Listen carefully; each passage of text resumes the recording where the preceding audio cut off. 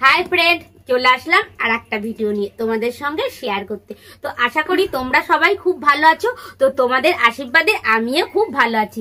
তো আজকে আমি একদম গঙ্গার টাটকা রুই মাছ রান্না করব। তো রুই মাছটা কিভাবে রান্না করব সেটাই ভাবলাম তোমাদের সঙ্গে একটু শেয়ার করি।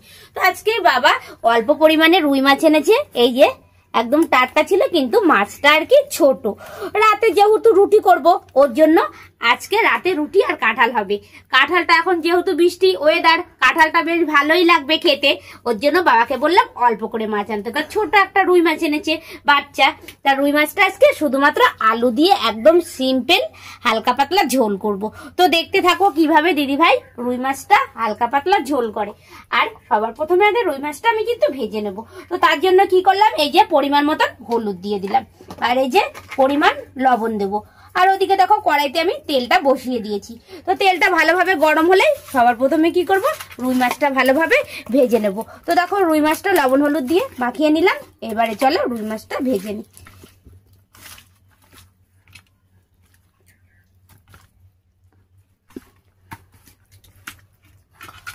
তো এবারে রুই মাছটা ভেজে নেব। তো এই যে সবার প্রথমে মাথাটা ভেজে নিলাম।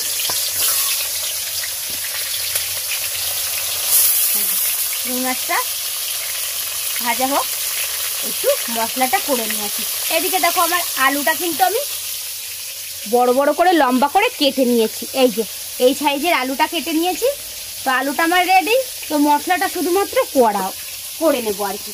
তার জন্য দেখো আদা কেটে নিয়েছি। তো এবার চলো দেখতে থাকো মাছটাকে ভেজে নিই।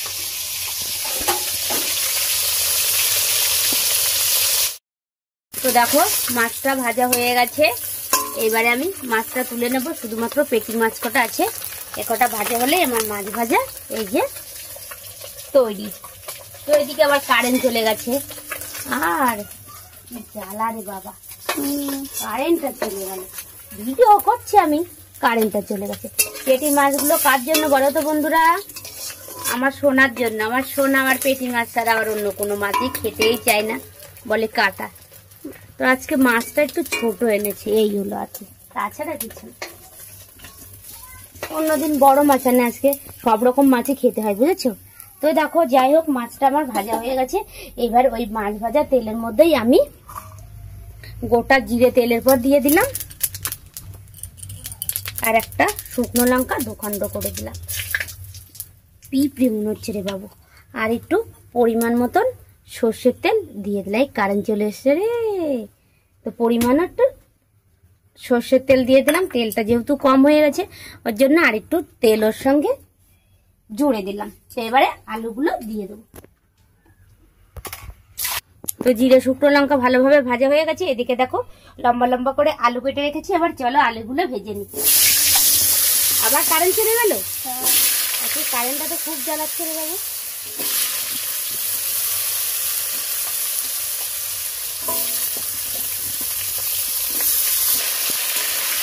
আলুগুলো নেড়ে নিলাম। এবারে পরিমাণ একটু লবণ দিয়ে দেব, আর পরিমাণ হলুদ দিয়ে আমি আলুটাকে এবার ভালো করে লাল করে ভেজে নেব।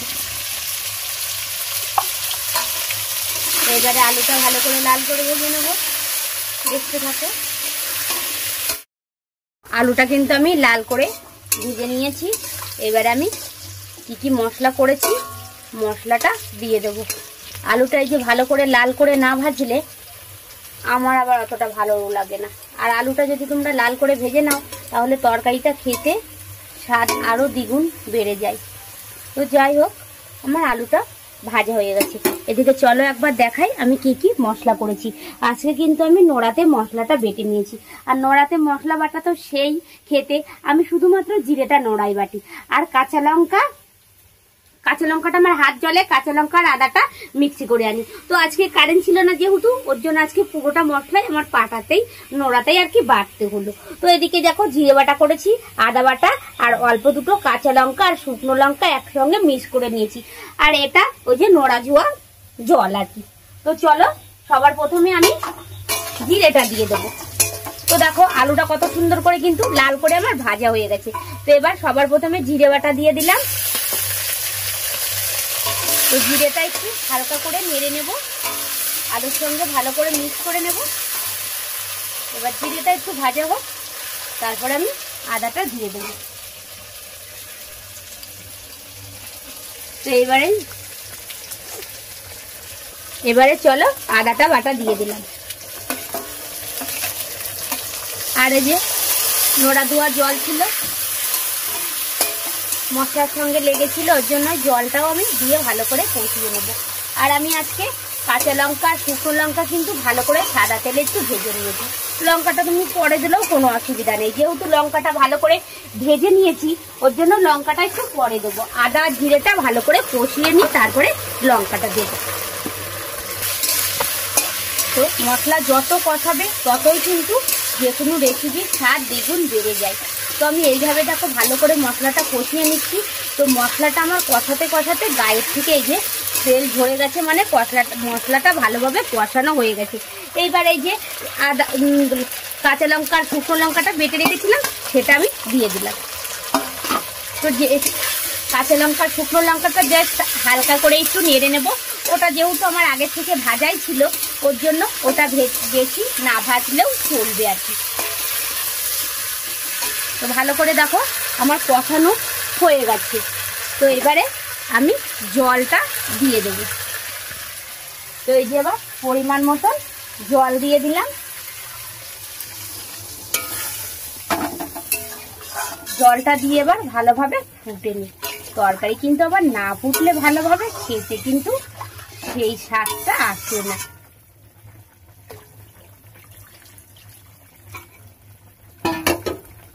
তো এবার লবণটা যেহেতু আগে দিয়েছি, এবার একটু পরিমাণ হলুদটা দিয়ে দেবো।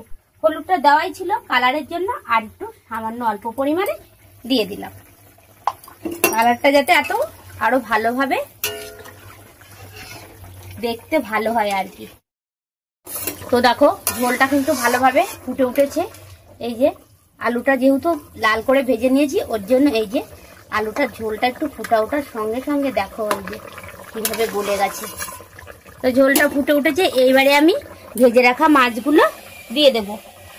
তো চলো ভেজে রাখা মাছগুলো একটা একটা করে ভালো করে সাজিয়ে দিই। তুই কি পেটির মাছ খাবি বাবু? হ্যাঁ, তোর জন্যই তো পেটির মাছ দেবো। তাই নাকি? হ্যাঁ তাই নাকি আবার কি? তোমার মাছটা এই যে মাছটা দেওয়া হয়ে গেছে, একটু নেড়ে দেবো। আর একটু ভালোভাবে ফুটলেই আমার কিন্তু এই রেসিপিটা পুরো তৈরি। তো ফ্রেন্ড, এই ভিডিওটা তোমাদের কেমন লাগলো অবশ্যই কমেন্টে জানাবে। আর যদি ভালো লাগে একটা কমেন্ট করে দিও। তো টাটা বন্ধুরা।